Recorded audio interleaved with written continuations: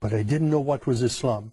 And I didn't know who was the Prophet Muhammad, peace be upon him, until I arrived in Jeddah, Saudi Arabia, about 6 years ago now.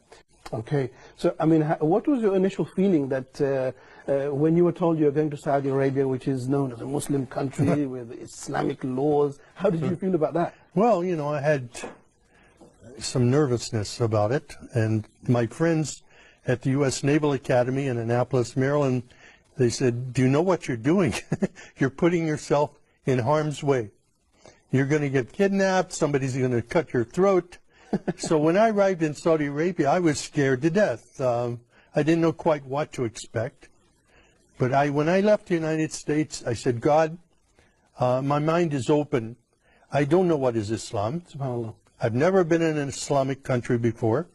And I don't know about the Prophet Muhammad, peace be upon him, but show me what is truth and what is not truth. And I looking, nothing happened.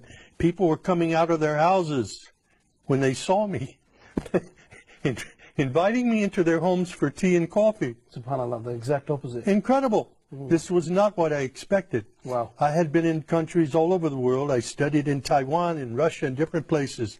But never in my life have I been in any country that respected me as much as an American, and even as a Christian, as Saudi Arabia. Wow.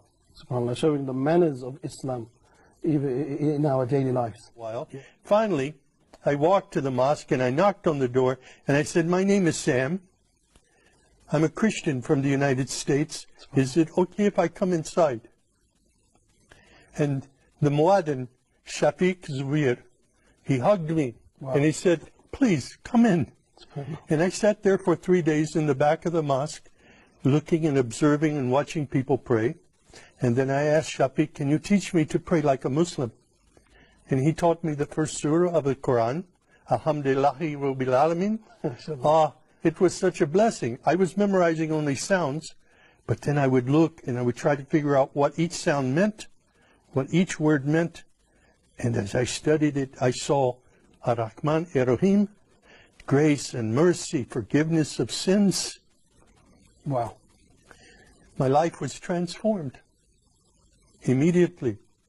It was the love of God and the love of the Muslims around me that drew me to Islam. Excellent. And I received a card that I was an official Muslim. I got in the car and went to Mecca immediately. Wow.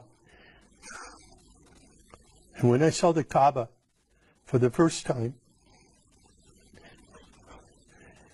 and fell on my knees and my face in prayer, it was there that I was just filled with God's Spirit and understood the love of Islam, the mercy of Islam for people everywhere. SubhanAllah.